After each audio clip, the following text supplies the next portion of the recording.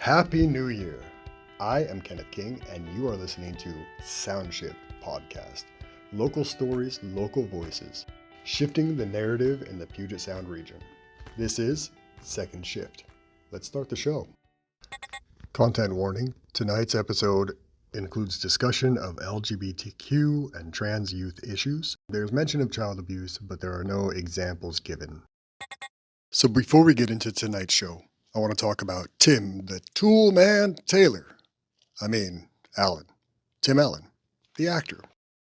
Tim has a new show called Shifting Gears, a show about a man's man from a different time whose life is interrupted when his estranged daughter and her kids show up at his mechanic business. At least that's the official description.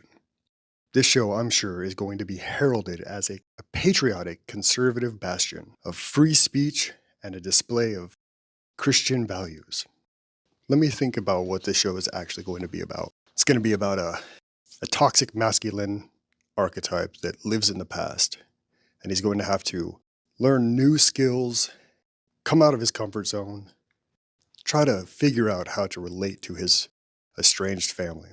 He's broken ties, his past toxic behaviors have really caused this strife, and he's going to learn how to adapt to a modern world and connect the family that he loves so dearly. That's not a part of the official description of the show. That's just what every single one of his shows has been about. You might remember Tim Allen from Home Improvement, Last Man Standing, Santa Claus 2, Santa Claus 3, Santa Takes Manhattan. They've all followed this exact same recipe. Tim stated during an interview with Norm Macdonald that he wanted Last Man Standing to be like the Archie Bunker Show, All in the Family. Now, for those of you who don't know, All in the Family was a show set in the 70s about a 1950s styled, loudmouth, uneducated bigot dealing with the changing landscape of the modern world. Now, Tim Allen has said that his shows are just too dangerous in the modern age. But if you've watched All in the Family, you would know that it was really about the same recipe that Tim Allen shows are. A man from a different era trying to reunite with his family and to create lasting bonds while learning new skills, adjusting to the new ideas of a new era in the modern world. Archie Bunker, may have hated his hippy-dippy son-in-law, but he loved him, and he cared for him, and if anybody ever threatened his son-in-law's hippy-dippy lifestyle, Archie Bunker would give him the what to. Now, we talk about being too dangerous in the modern world, the characters that Tim Allen wants to create, but Tim Allen's show has hit all of the social issues. They talk about racism. They touch on, the lesbian neighbors that he ends up becoming good friends with. He even does a whole show about bullying, coming to terms with these new ideas and growing new skills.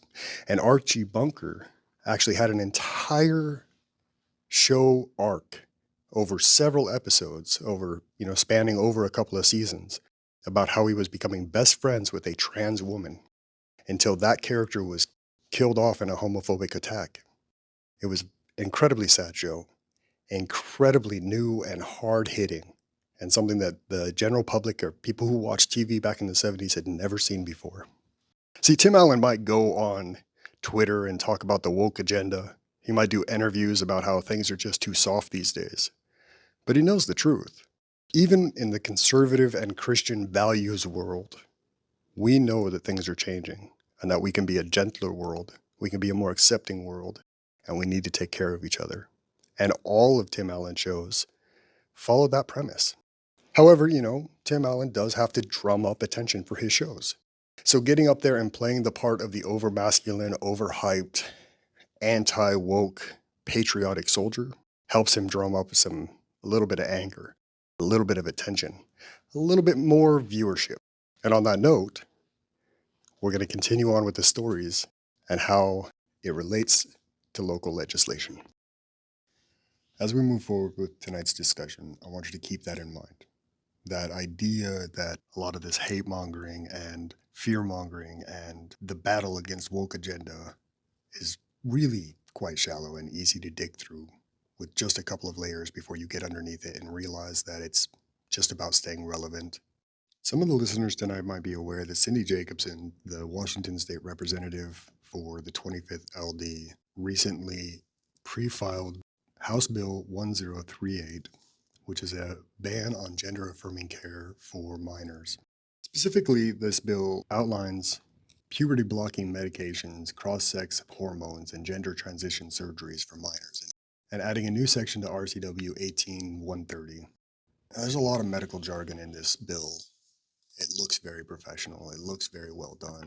It looks like she might have actually had people talking to her about medical practice and data-driven science. But again, it's very shallow and easy to dig through the very few layers.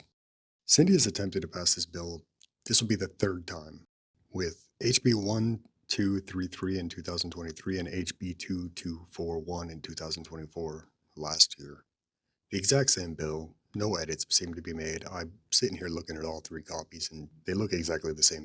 And while this year she just pre-filed it last month, last year's House Bill 2241, she has a statement page on the House Republican website, houserepublicans.law.gov, under Cindy Jacobson, laying out how she feels about this bill. So I want to point out, though, really quickly, that in that statement, she does say minors who seek gender-affirming treatment and transgendered youth should be treated with respect and love, and we should have unbiased counseling for them. But in the bill itself, she states, healthcare providers may not knowingly engage in practices performed for the purpose of attempting to alter the appearance or affirm the minor's perception of the minor's gender or sex if the appearance or perception is not consistent with the minor's sex, which at the end of the bill defines as the biological indication of male and female. Binary in the subjects right there, which is where we start to see the inconsistencies and contradictions of this bill, as Section 2A starts describing different characteristics that are irresolvably ambiguous, such as a minor born with 46XX chromosomes, 46XY chromosomes, or having both ovarian and testicular tissue, which means that in this bill, she recognizes intersex youth as being neither male nor female. However, unfortunately, this bill does describe that as something that is allowable for treatment or medical surgical intervention. So I want to take a second and validate the reality that there are intersex children. And in fact, 1.7 natural births are born intersex. And it may be much higher than that, since we know that many forced at birth gender assignment practices have been carried out without youth or parental consent over the years, and we know that that number might be a lot higher. One of the main statements she says on her website is she has the main goal that refusing beyond hormonal treatment or surgical intervention, she also wants to stop the act of removing any healthy or non-diseased body part or tissue. And yet, in the same time, in this bill, it states that if a child is born intersex, that's a completely reasonable thing to do. No one expects this bill to actually get to the House floor. The first time she tried to push this through in 2023 with HB 1233, she had Volz, McIntyre, Walsh, and Graham all co-sponsoring this bill. Last year, when she tried to file this, she had Representative Christian co-sponsoring this bill, and the other co-sponsors decided not to participate. This year, she's a standalone sponsor on this bill. She's the only one doing it. And in fact, on her website, it states, whether or not this bill gets a hearing, I hope it will at least get the conversation started. She doesn't think this is going to get to the floor herself. She knows that these bills aren't going to pass because there's simply too many inconsistencies and it doesn't match what she talks about in public. However, the last 2 years, she of course would push for this because she wanted to stay relevant. She wanted to drum up visibility. And this is at the same time that they were also, her group and several others were pushing for a parental bill of rights, I-2081, and the new trans runaway laws, SB 599, that we're going to talk about here in just a second.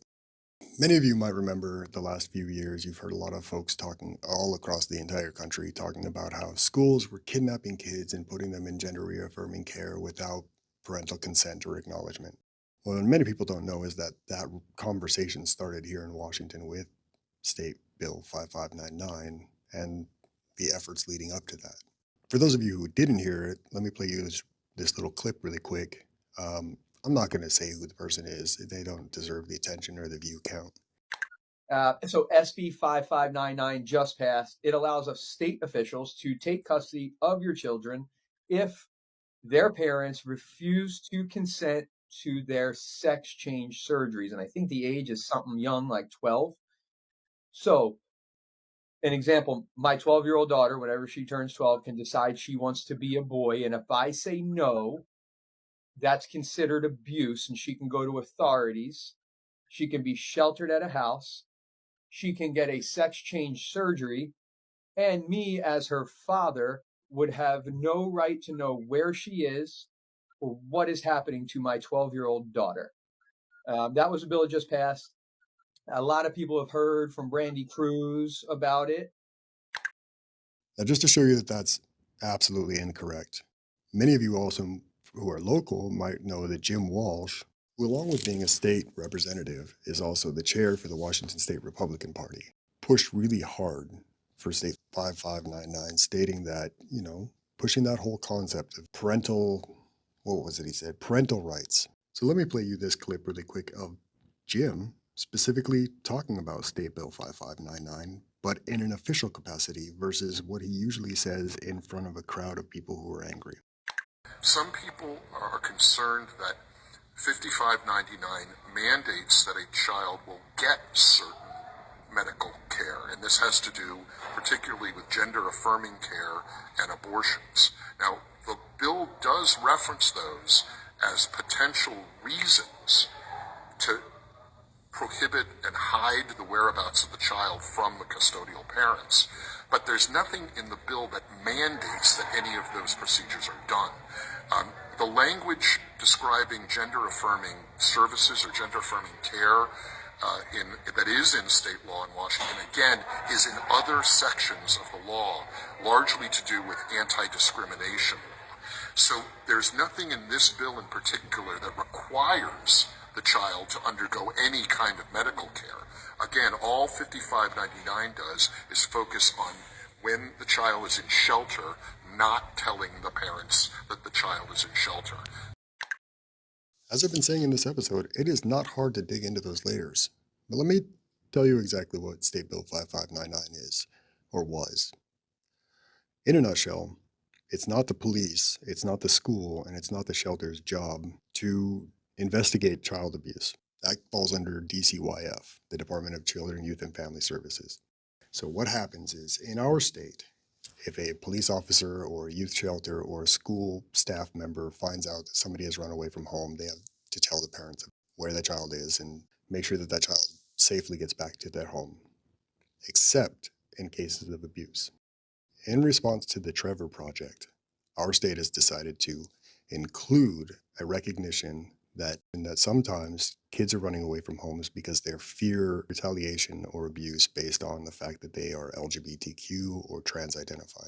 What the law stated wasn't that, the schools are going to take your kid and put them in gender affirming care without your permission. What they were stating was schools do not have the ability to inspect abuse. And so if the school finds out somebody may be running away from home based off of the fear of abuse or being abused due to identifying as LGBTQ or trans, they have to pass that directly over to DCYF. And DCYF has 72 hours that they have to investigate. And they just have to make sure that that kid is in a safe place until they investigate and find out if that home is safe to go home to or not. So while Tim Allen, clearly isn't in Washington State, he's not invested in all of this, but I used him as a good example of everybody knows who he is. Not everybody knows who Cindy Jacobson is. Not everybody knows who Jim Walsh is. Not everybody knows who a lot of these folks locally are. But, Tim Allen was a good example of how this battle between the woke agenda and conservative values isn't necessarily real, right? There's a push for misinformation in this circular game of telephone by the far right here in Washington. And while Jim Walsh is pushing, against 5599 with rumors that they're coming to kidnap students from the families, and that went all the way up to where even President Trump was talking about it as if it was actually happening. None of this has happened. It was just what they were pushing as an idea of what could happen. While all of that is happening, and Cindy Jacobson is pushing this concept of kids being, in her bill, it says that kids are being castrated, given vasectomies and sterilized, which none of that is happening. These groups are feeding off of each other for attention, and they're feeding off of each other for visibility. And at the same time, these 3, 4, 5 bills or whatever are being pushed through. We have Let's Go Washington, the fake grassroots org run by millionaire hedge fund manager Brian Haywood, sponsoring Initiative 2081, which you might remember as the Parental Bill of Rights. And Let's Go Washington pushed this Bill of Rights as if it was going to literally save parents' right to control their children, or their right to know what's happening, or their right to, unfortunately, abuse their children as they see fit. And that didn't happen either, because all that turned out to be was a collection of existing laws listed in a codification. Well, I mean, all it did was codify existing laws into one list. Unfortunately, the state Democrats went along with it and voted for it because that it was a gamble, that they knew that it didn't change anything, so they just wanted to give the Republicans a win. You might remember Let's Go Washington because last year they were the ones that sponsored 3 initiatives all in one go as the hidden gas tax, or they're going to take your stoves away, right? None of this actually means anything. They just want visibility. They want to agitate their base. They want to drum up support and drum up attention so that they can continue to keep going. You know, Cindy doesn't have a lot going for her, but if they remember her as the person who actually pushed against gender-affirming care, then her base will then continue to vote for her because they think that she's going for those same conservative and Christian values that we've already talked about several times on this show.